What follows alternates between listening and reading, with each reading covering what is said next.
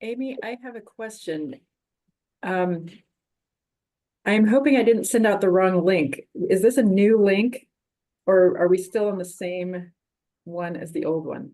This is a new Uh-oh. link, but I think you sent out, I will go double check. Um, I was just noticing it was a different calendar invitation and I sent out the old link. So there are probably a lot of other people on the old link. Okay, I will, I'm gonna log off, go check on the other one and come back. So I don't think I will hang up on you all when I log off. But Okay. if I do, I'm crossing my fingers. I can try and send out the other link to an email right now. You know what I can do? I'm gonna go use it. Okay, hold on.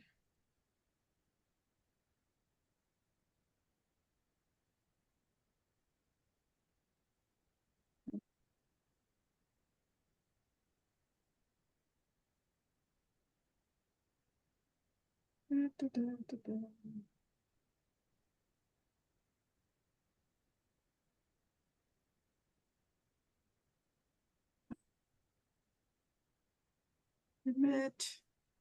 We seem to be getting folks in here. We've got 13. I'll be right back.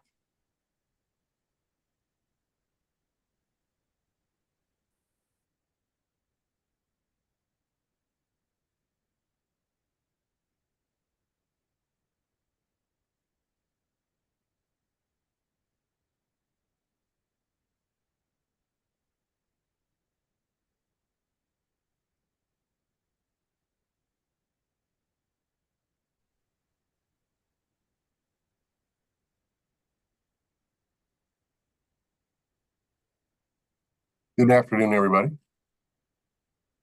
Hello, Judge Cross. We're waiting for folks to join in. We have a number of links and we want to make sure everybody's making their way to this room. So We haven't got a quorum. Hmm? We haven't a quorum.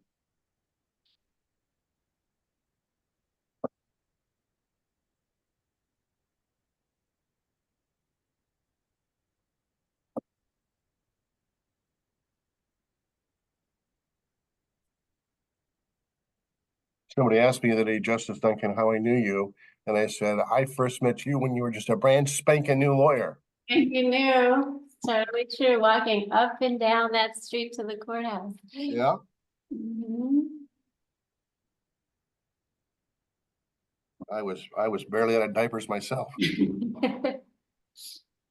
It was an excellent education.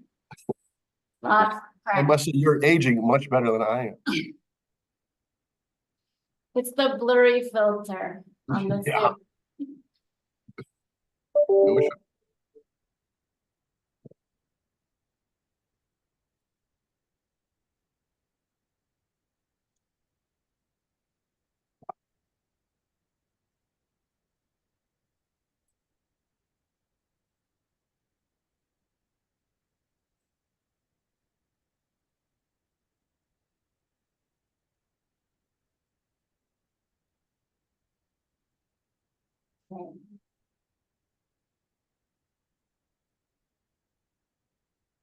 Hello, everyone who's joining us. We're just giving folks a minute to get into this room. We have a lot of links out in our emails and people are finding their way to this link. So from now on, the links that Amy sent out, and that'll be in Krista's emails, will go to our meeting. And because the link from Sandy's has been replaced by the link to Amy's with the transition in the directorship. And I myself was frantically going through my calendar and trying to log on to these different Zoom links. So let people get here. I want to know if Victor actually plays that guitar that's hanging on his wall. I see lots of things, but people on Zoom, if they have a guitar hanging on their wall, I want to know if they play. You know, that one I do play. Yeah. I'm in we call ourselves a non-traditional bluegrass band. We've been together for 8 years. Oh, And fantastic. that's a side creative outlet that helps me maintain work-life balance and be grounded. Yeah. You competed in the Battle of the Lawyer Bands that they have up in Multnomah County? I did maybe the first couple of years after graduating from law school. It's been a little while. It's on the to-do list. I was going to sign up again for this year, but my wife is pregnant and the due date is right around the performance. And I tried to anticipate that my wife would strongly disapprove of me going off and doing musical shenanigans around that time. So, but hopefully another year that'll be on the agenda. It's a great event.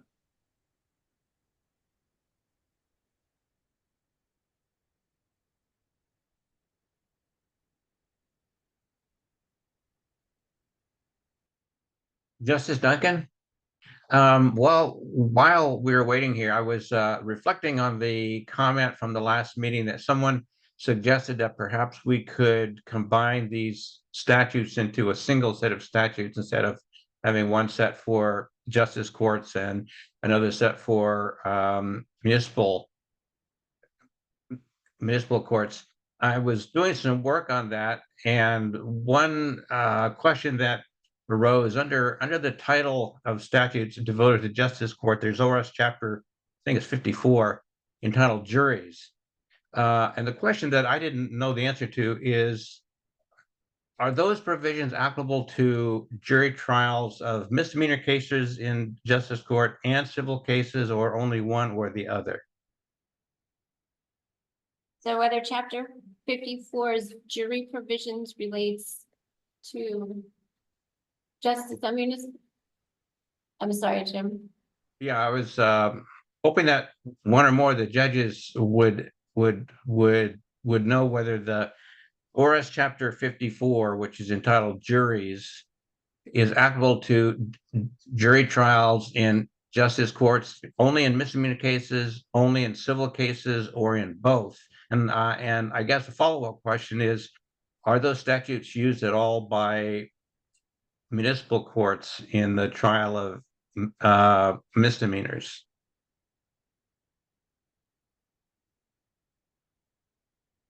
Any of our judges or practitioners know?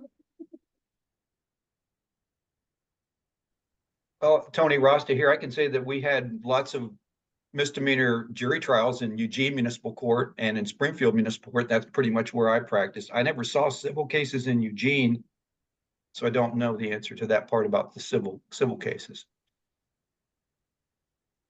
They are used in misdemeanor cases. So in municipal court, do you know if ORS chapter 54 having to do with juries governs jury practice in municipal court misdemeanor cases?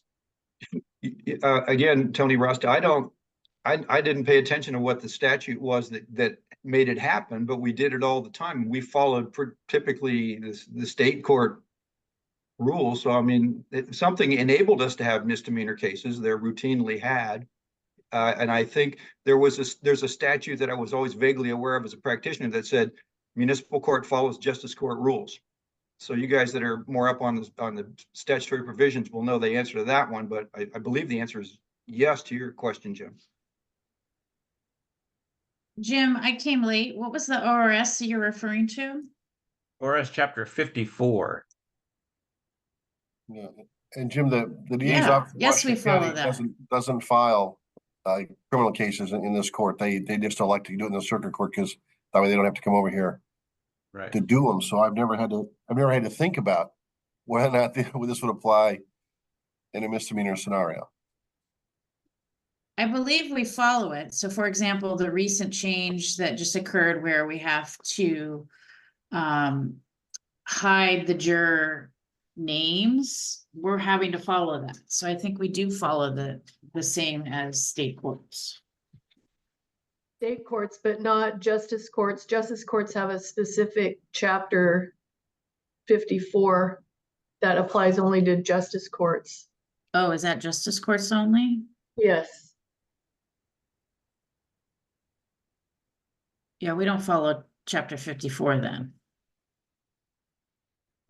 Victor thought there might have been, I think, a statute in the municipal court, part of the code that said that they followed the justice court jury statutes. Did I hear you right, Victor? I think he meant circuit courts. Oh, could be.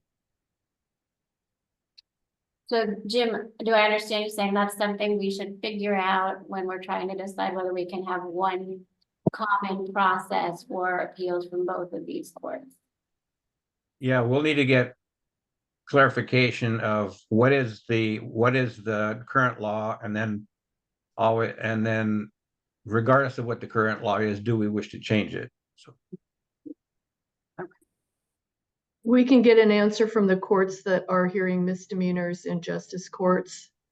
We don't have anyone here today, but I sent a text message. Maybe we can get an answer before the end. We definitely follow chapter 54 for civil jury trial appeal, for civil jury trials. okay, good to know. Thank you. Well, thank you everyone for joining us today for our meeting on our new Zoom link. We are starting a little bit late because we want to make sure everybody could be here. So thank you for being here. You've seen our agenda. We have 2 items on the agenda today. And you've also had some emails from us about calendaring issues. So we're going to start with the first agenda item, which is planning for final decisions that we need to make so that we can move to the drafting, the next stage in our drafting process. We have reviewed all of the sections of working draft 3 that relate to basically, I'll just call criminal provisions in justice courts. So that's great. Today we're going to talk about civil cases. I don't think that will take much time. We don't have many recommended, we don't have many questions and really not many recommended changes there. So we're at a great place and appreciate everyone's feedback and thoughts that you've given us up to this point. And so now we need to go forward and identify the points that we still need to resolve so that our drafters can go forward. Amy and Victor and Jessica and Krista and I have talked about scheduling. Amy's been very helpful on that front. And the group, just like, we all need to understand what our timeline is. This is May and maybe even early May. And so it might seem like the next legislative session is far off, but maybe the next legislative session is far off and that it starts in January. But if we want our work done and the deadlines are much sooner than in January. They are this fall. And so in light of that, Amy has done some calendaring and then some backwards calendaring as to how that will affect our group. And so Amy, if I can just turn it to you to provide an overview, and Jessica and Victor, you can weigh in. Basically what we've discussed, Amy's identified deadlines for us, and that's why we're going to try and have more meetings if we need to hit those deadlines. But another important part that Jessica and Victor can talk about is their availability as people who from Legislative Council can take our ideas and put them into the form they need to be in to go to the legislature. So Amy, calendaring overview.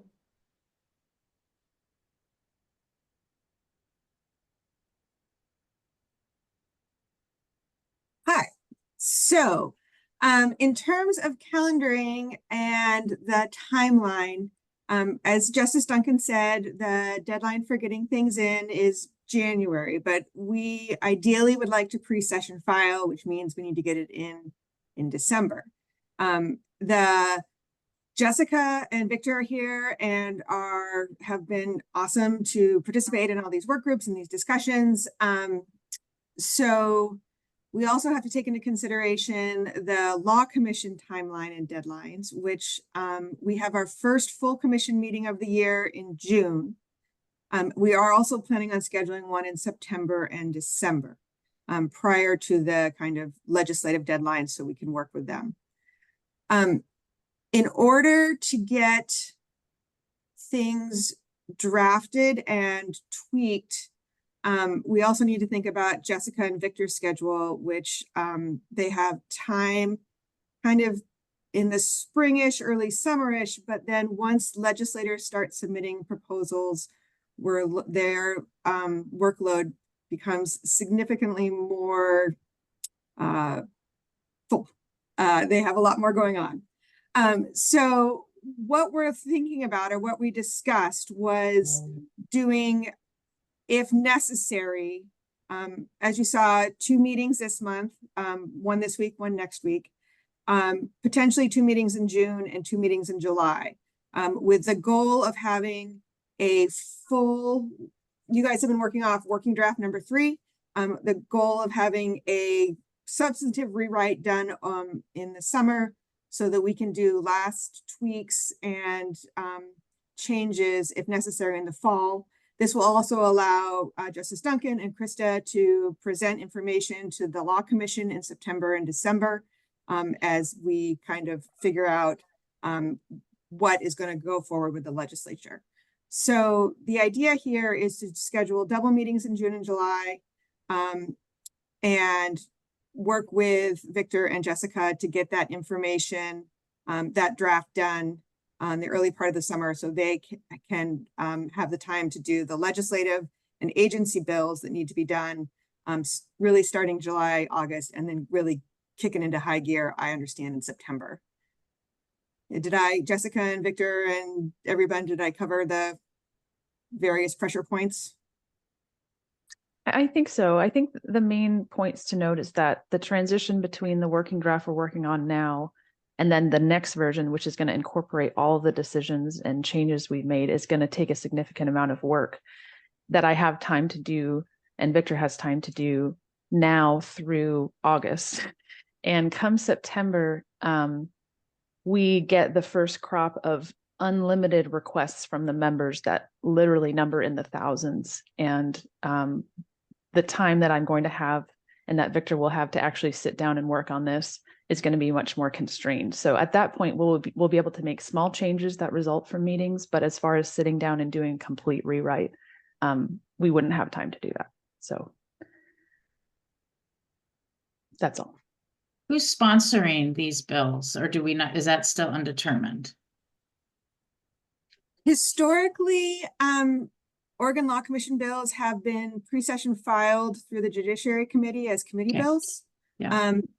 And we, as I mentioned, we're meeting with the full commission, which includes Senator Przanski and Representative Krupp in June.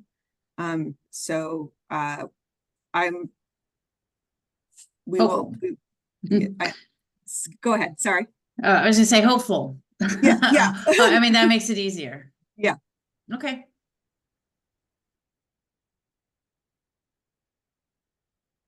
Other questions for Amy, Jessica, or Victor about timing or availability or the means? Okay. Amy? I would say I have identified 2 potential dates for the second date in June and the second date in July. It's June 26th at same time, noon to 1, and July 24th, same time, noon to 1. Those were the one that's a 2-week split between, so it's twice a month and there's 2 weeks between the meetings. Yeah. Okay. Anything else on calendaring? So the good news is we've gone through our fly spec and review of draft 3, and we know where we need to make decisions. We know what the open questions are, and we have Victor and Jessica ready once we have made resolved some of these foundational questions. And the need to resolve those foundational questions is one of the things that's led to the meeting for next week and the circulation of the documents that Amy sent out this morning. Because one of the questions that we've discussed, and we want your feedback on proposals, is where does the notice of appeal get filed? So that's what those materials concern. It affects things that you'll see identified in the documents. We wanted to provide those to you, give you an opportunity to provide feedback. Written feedback is especially helpful because we can get it and circulate it to the group. So please take a look at those materials when you have the chance, and we'll talk about them next week. And then that will really help Victor and Jessica be able to start like setting out our process into the necessary statutory format. So that's what lies ahead for us. And that is great. I mean, we can see how we are taking what the existing law is, reviewing it, identifying potential improvements, and then turning them into a bill. So that's where we're at. Any questions about that? Okay.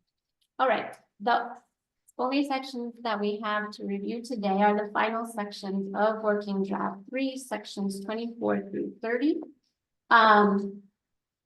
They concern civil actions. Like I said, we're suggesting one change to the statutes, but we'll go through them, see if anyone has any questions or suggestions. One of the things that we've noted about these statutes is they might be difficult for people who are unfamiliar with the terminology to understand.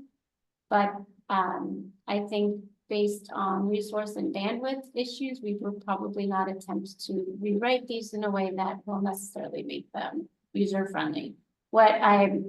What that translates into is, to the extent they talk about undertaking and sureties, and we might be able to, in a world with more resources in terms of people's times, make them more understandable to people.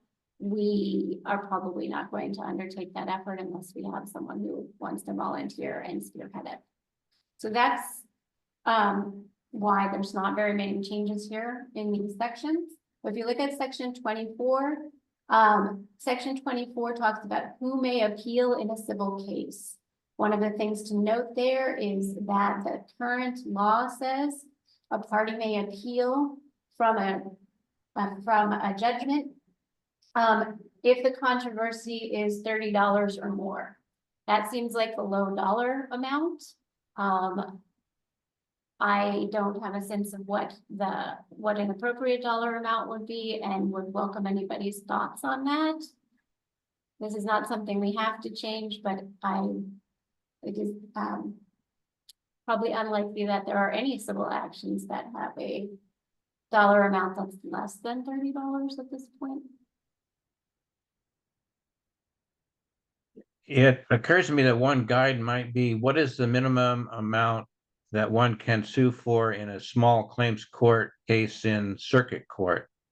Mm-hmm. I don't know what that is, but I'm thinking that whatever it is, it perhaps should be the same. Okay. I don't think there's a minimum amount to sue in small claims court. There's a maximum amount you can ask for and still be in small claims court, but I don't think there's a low bar. I think I agree with that. okay, so we can, any other ideas on this amount or places to look for comparators?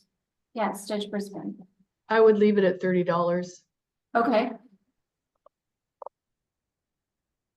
I don't have a stake in this, but I mean, it's been that $30 amount, it looks like, since 1977 at least. And so, I mean, we could do an inflation calculator pretty easily and come up with a number. My guess is that's going to be around $250, $250. But Okay. Yeah, from the point of view of access to justice, I think keep it low. You want to, I don't even know if there's realistically there is anything, as somebody said, $30. But there was probably a reason in 77 they came up with that. We won't know what it is, and we would overlook I suppose the reasoning on it, but I'd leave it alone too.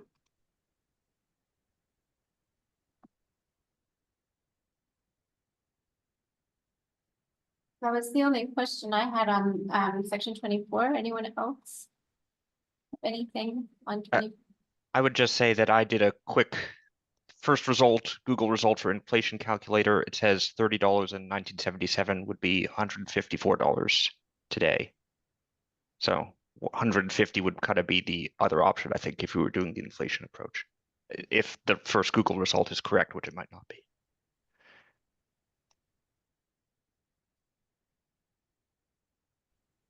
Heather? I would also support the suggestion of leaving it as it is, since it doesn't sound like there's a problem we've identified that we're trying to fix, given the potential access to justice implications. Jordan?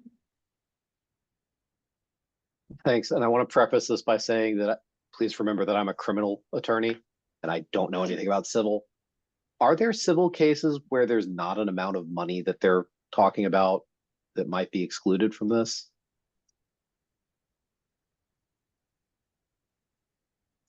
Can you have a declaratory judgment action in local court? We receive appeals for eviction matters, but they're excluded from any amount of money. So and that's already in the statute. So if the appeal is an eviction judgment of restitution, then there's no money limit or requirement, and that's already in the statute. I don't, the small claim in a justice court is limited to economic damages or to return of property. So it would have to be and anytime anything that's not about a return of property would have to list some amount of economic damage. In a quick review of the circuit court small claim, I don't see any minimum amount. If the circuit doesn't have a minimum amount, it strikes me that the justice court should not have a minimum amount. Justice court should not have a lesser access than a circuit court to a small claim proceeding, in my opinion. But that was a very quick look at the circuit court small claim statutes. I think there are some issues about small claims cases which affect their appeals. We haven't taken those up. We do need to do that. Section 25, costs and disbursements and state. Justice Duncan, before we move on to section 25, one other aspect of section 24 is that it provides that no appeal lies from a judgment of default, which is fine. However, my understanding is that there's no provision applicable to justice court civil cases where a defendant can move for relief from default and then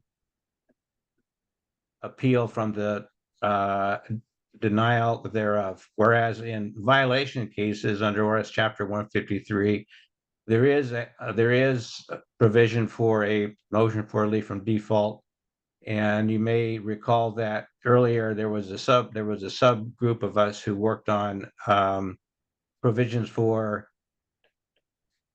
appealing from the denial of relief from default. So the question arises whether there should be a similar provision for civil cases as there is in circuit court. Circuit court civil cases have the motion for relief from default. Is there any reason? Does the fact that there's not an express provision right now mean that you can't file a motion for a relief from default? We could certainly add one to make one clear. But do we know from the lack of a provision that you can't bring a motion for relief from default in a civil case in a justice court? I get motions for relief from default all the time, and I hold hearings and I either grant or deny them depending upon the circumstances and facts. Okay, so would it? Well, yeah, I concur. Okay, so would it be helpful then just so that the lack of a express provision here isn't misunderstood to mean the lack of authority to hear this motion? If they're available in all these other contexts, it sounds like we could just make it clear that they're available here as well. Yes, but the secondary question is, under current law, there's no provision for the right to appeal from the denial of a motion for relief from default in a justice court civil case, and the question is, should there be? And whatever, yeah, it should probably, I mean, right, the way that your work group is recommending, the majority report is that you could appeal the denial of the motion, right? That's a Correct. rather significant substantive change from the current statute, to be sure.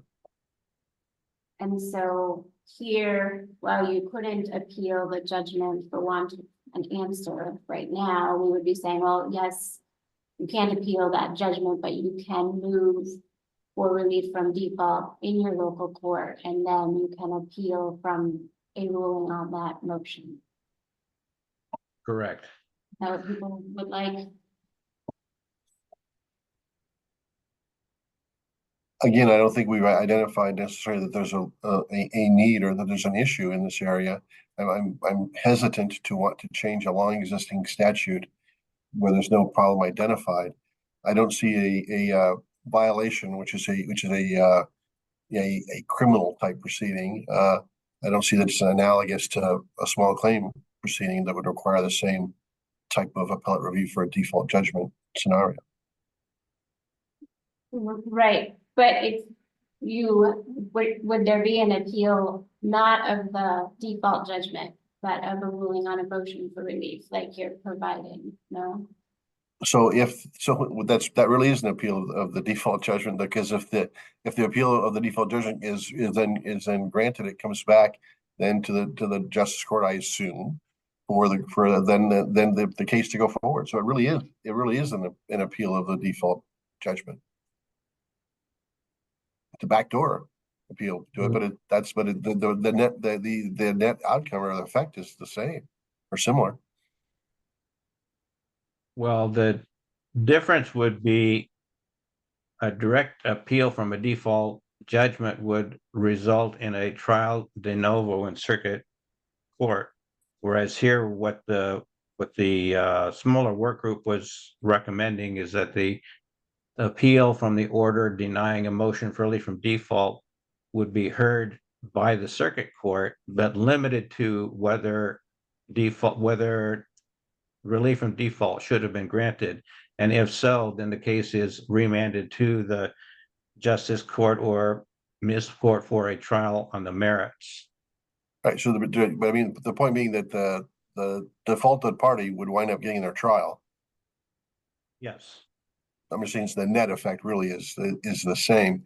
And so anyway, I'm not having seen any real need or issue identified for this change. I'm disinclined to want to make it.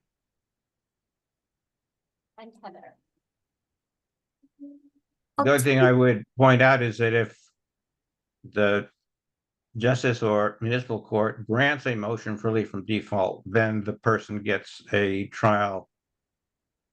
And so I'm not sure what the substantive difference is between the local judge granting the motion and the circuit court judge granting the motion on appeal to the circuit court.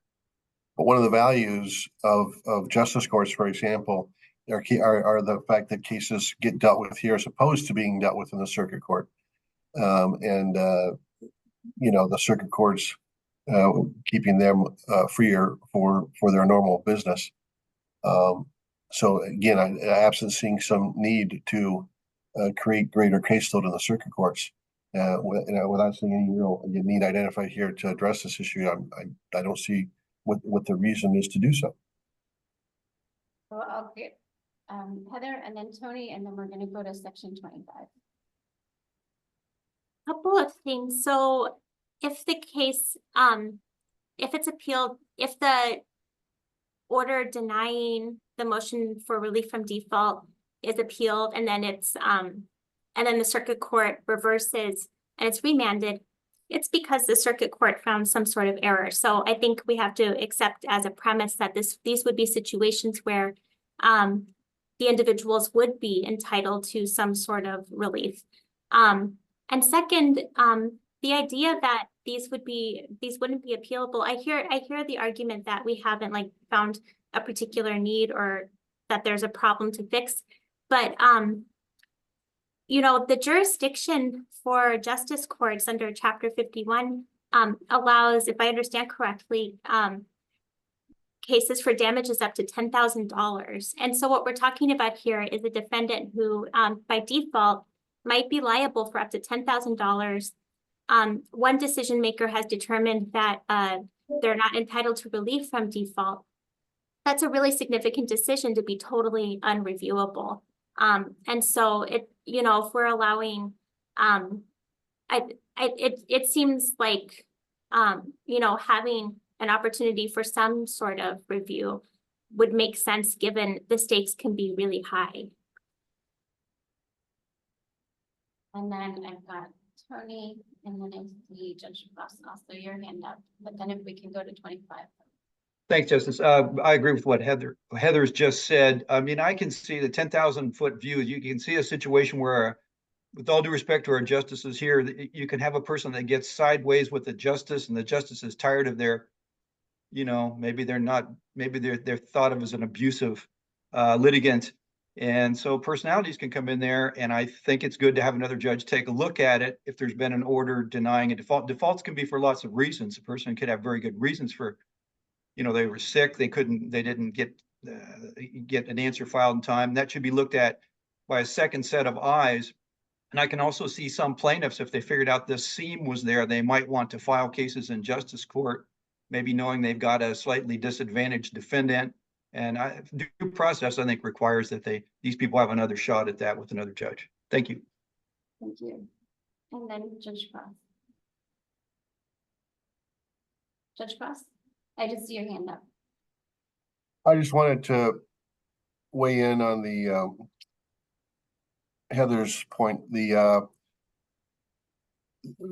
will be if that appeal were allowed, it's de novo. So it wouldn't mean the circuit court, if they were to reverse the justice court, it wouldn't mean they found error. It could just mean it's a de novo hearing, and then they came to a different conclusion. And different judges sometimes come to different conclusions. It wouldn't necessarily be that there was an error that was found. So I don't think that's. I don't accept that. I wouldn't accept that as a basis thing that's why it should be allowed. I think that to Tony's point, the due process requires that. I don't. I mean, the justice court has to employ due process.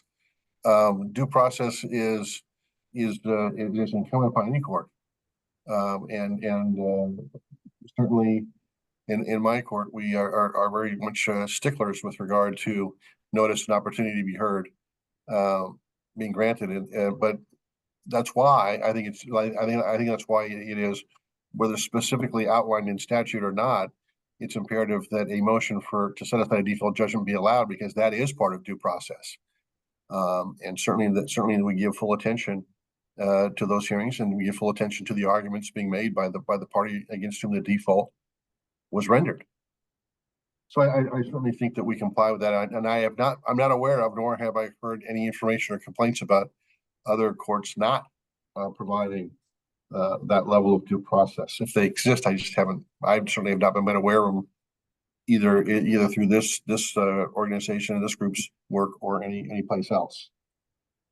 So again, I come back to the fact that I'm not really seeing a underlying need for this. I don't in any way diminish the significance of some of these judgments, because they're up to $10,000. Although certainly it's the vast majority of the small claims that come before my court are more in the ballpark of $300 to $3,500. But certainly there are some that go up to $10,000. So, and that's in no way is that insignificant for any litigant. But as long as the processes are in place, and you know, the most of the rules and the statutes and the documents are quite clear on what the timelines are and the requirements to appear.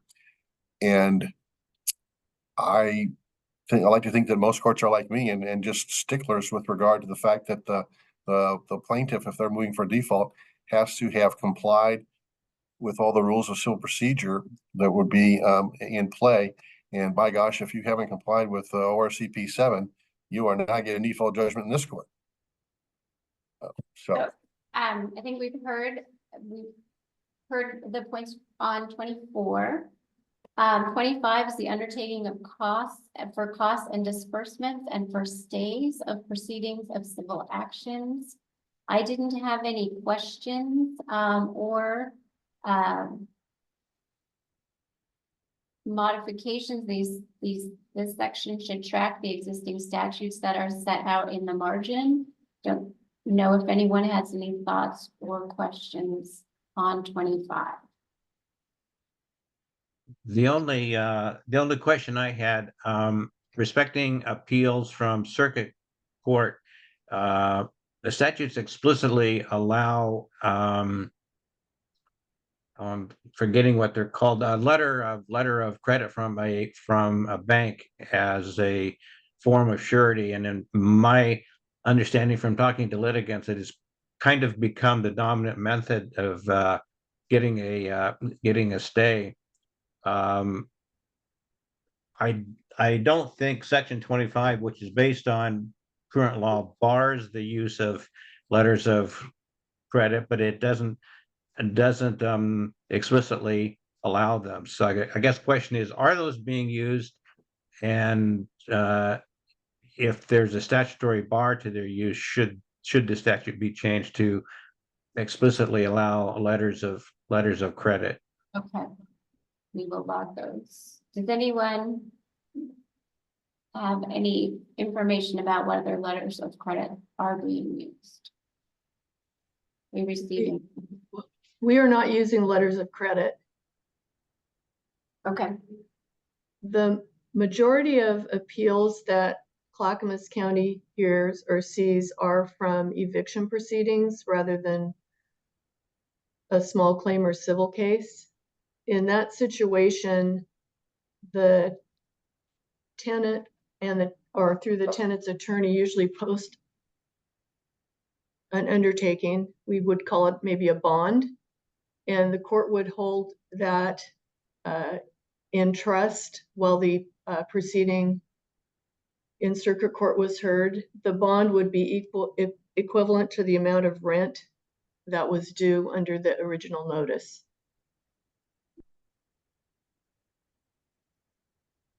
in small claims cases in Washington County here, we simply require them to, if the party against whom the judgment was rendered, they have to post either cash, money order, certified check, cashier's check, or a bond, the amount of the judgment. But it's simply the amount of the judgment, and then we hold that in trust pending the outcome of the appeal in the circuit court. So just to be clear, for both of your courts, you retain this posted amount. It's not transferred to the circuit court. Correct. Yeah, the transfer, we also collect the circuit court fees. Right. And transfer that over. But this too. Yeah, so that but the other ones are not. Now, I do think we need to address the fact that in small claims, there's only 10 days provided for a party that wants to appeal. Mm-hmm. They only have 10 days to file the notice of the appeal, to deposit with the justice court the funds for the circuit court, and deposit with the justice court the total amount of the judgment to be held in trust. Right. 10 days is ridiculous. Definitely take that up. Jimmy, did I see your hand on this undertaking section 5? No? Okay, probably just a flash in my computer. We do hold the bond until we receive the notification from circuit court on the judgment. Okay. And then we would release it to the party according to what circuit court's ruling was. Okay. Yes, question I would have, if a defendant posted a letter of credit from a bank, would you reject that and determine that there is not an adequate undertaking? I believe I would have to reject. I haven't had that come up, Jim, but I think I would probably have to reject it because I don't see, that's not one of the listed methods that I have anyway, that I've seen. So I would research it some more, but this is just my first impression, gut reaction is that I don't think it would qualify from what I have seen. As what we would accept. I can't imagine if you can get a letter of credit that you can't get a bond. I concur with that. It looks like ORCP 82 contemplates letters of credit in appeals from circuit court, but but there isn't any similar contemplation here. The only the cross-reference to ORCP 82 in this statute just has to do with the qualifications for a surety, which is also in ORCP 82. And so, I mean, I guess I would agree with Judge Cross's and Judge Brisbane's, initial hit that that the current statutes don't contemplate a letter of credit being a substitute for a surety in this instance. I mean, that doesn't make sense to me why it shouldn't be there, but that would be a change, I think. I think the reason, Paul, is because with a letter of credit, you don't actually have the funds. Whereas with all the other methods, you actually, the just credit has the funds, we hold it in trust, so we know it's there for whatever the decision is. The letter of credit, we don't have that, and there's not the same guarantee that the funds will be then delivered to whoever the circuit court says they should be delivered to. Yeah. Oh, and I understand that. I don't know why we should be more concerned about having the actual funds in justice court than we are when there's an appeal from circuit court. That I cannot explain either. I hear you. Would like to point out that current law does not allow for a deposit of cash either. It only refers to undertakings with sureties. And cash is not an undertaking with sureties. Well, I've never had anybody actually deposit cash. I've always it just always struck me as that if they want to put the cash and have that put in a trust, it certainly is as good or better a guarantee as anything else that's on the list. But a letter of credit doesn't do that, Jim. Yes, it does.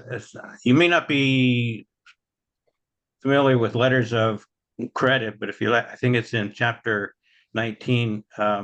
If you look at letters of credit, they're actually easier to get and easier to use and easier for the plaintiff to execute on than a bond. Bonds are actually pretty hard to get. So I think we've got some identification of issues. I saw Judge Brisbane about to speak. I want to give her a chance and then we'll move on to 26. Judge Brisbane? This isn't exactly on point, but when there's an appeal on an eviction and we hold the money in trust, the appeal is heard within 2 weeks in circuit court. It's fast tracked to match with what the requirements are for proceedings and evictions. So we're not talking about something that we hold for months while the Court of Appeals is making a decision. All our cases are pretty fast tracked through the system. That is a great segue to 26, which concerns stays of proceedings without undertakings. So if we don't have an undertaking, it says that the proceedings, so this is the proceedings, and I'm reading this to mean that the proceedings on the judgment out of the justice court are stayed automatically upon filing of the notice and posting of the undertaking. That's the current law. And so Judge Brisbane, in practice, does that mean if you have a FED or an eviction case and there's a judgment in favor of the landlord, but then there's the undertaking posted that everything is stayed, the case goes to the circuit court, but it's resolved on that expedited timeline of 2 weeks? That's correct. But if there is not an undertaking posted, then the case is going to proceed through the writ of execution and possibly a lockout. Mm-hmm. Okay. I did not have any questions on 26. Did other people have questions, suggestions, or anything on 26? It's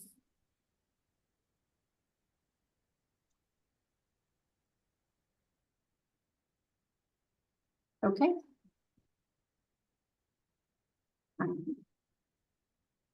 27, recall of the execution when stay granted. This just follows the existing law, and this would be a situation where I imagine there's just a delay in this is just a procedural mechanism so that if someone does post the MJC, then the execution of the judgment is stayed. Anything on 27?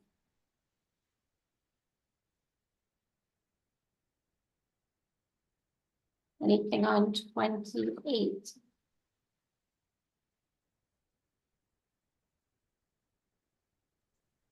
On 28, did you mean to have 5 days instead of 3 days? Yes. Yes. Thank you.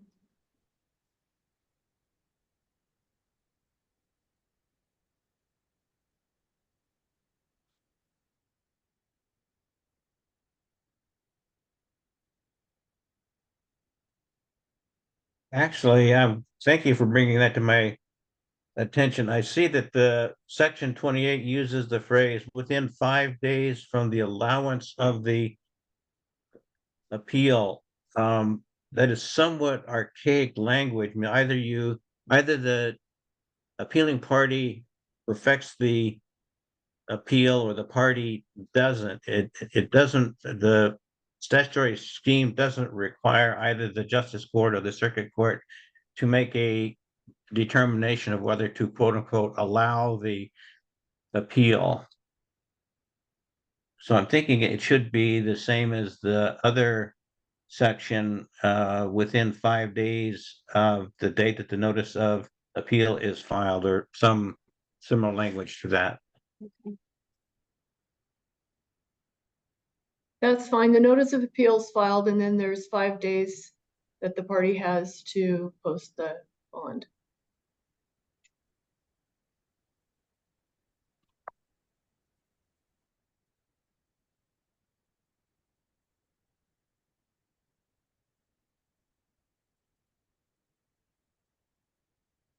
Anything else on 28?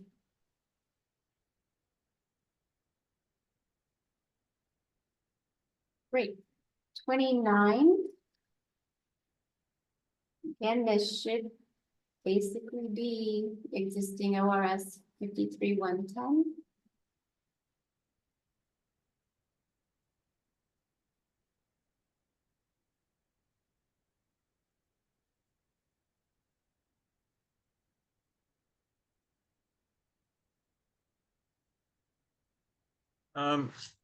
Question on section 29, where the circuit court dismisses the appeal, should the court simply have the option of either affirming the justice court or remanding to the justice court rather than the circuit court entering a whole new judgment?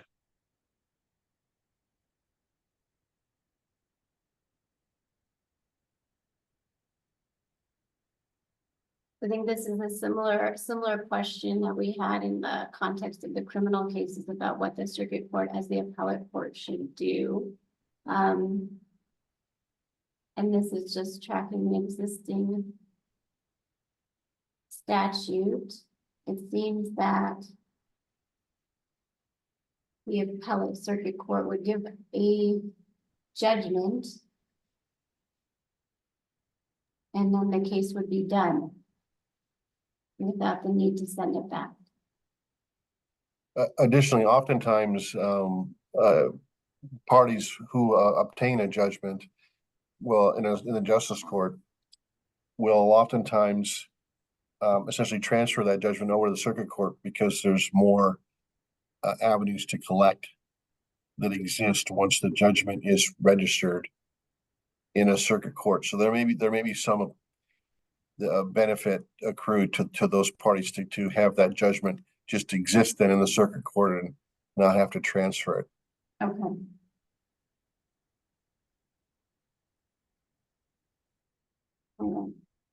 Good points. Anything else on 29?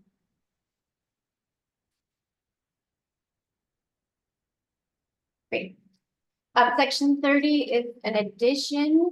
It says upon entry of the circuit court of a judgment in this matter, so the appeal to the circuit court judgment may be appealed as provided in ORS chapter 19.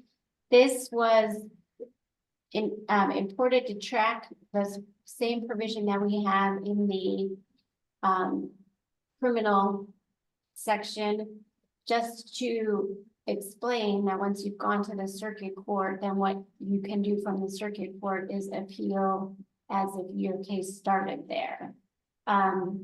It's my understanding that this is the current understanding, but we don't have an express provision. But I am not sure that that's correct and want people's thoughts on that. Jimmy. Sure. So one thing I might propose is changing the language slightly to say as provided in ORS chapter 19 or as otherwise provided by law. Okay. Because there are at least some grounds for appeal that aren't actually contained in chapter 19. The one I'm aware of off the top of my head is appeals from a denial of a petition to compel arbitration. That's in chapter 36. So to avoid confusion, I would just make clear that it's at least in chapter 19 and anything else, and I might also change it to judgment or order. Just to be Okay. more comprehensive. Okay.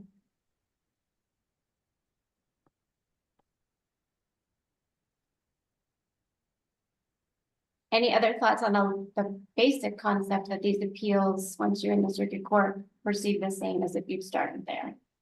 That's my understanding, but I want to make sure that people think that's correct.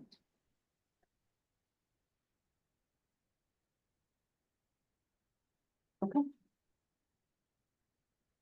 That brings us to the end of the sections we were going to review and 3 minutes to the end of the hour. We will meet next week to talk about, I see a hand. Jordan? Oh, sorry, I was applauding us finishing. Oh. I like that hand. That's great. Thank you. Yes, so we've done this. We'll meet next week. We'll talk about notices of appeal. In the meantime, we'll be working on identifying any other fundamental questions that we have open, so that we can run those by you and give Jessica and Victor the information they need to start and continue their drafting of working draft 4. So thank you again. We'll see you next week and have a great rest of the afternoon. Thank you. I can't be here next week, so please remember my passionate plea for the 10 days to become 30. If that happens, Judge Cross, we're gonna call that the Judge Cross. I have to be in front of the county commissioners on budget stuff, so believe me, I'm gonna be in more pain. But anyway, I just want to make sure that doesn't get forgotten. And please feel free to send any written comments if throughout the week or if you can't be at a meeting. Yeah. I'm so bad at that, Krista, but you're right. I've got to get better. Thank you, everyone. Bye-bye.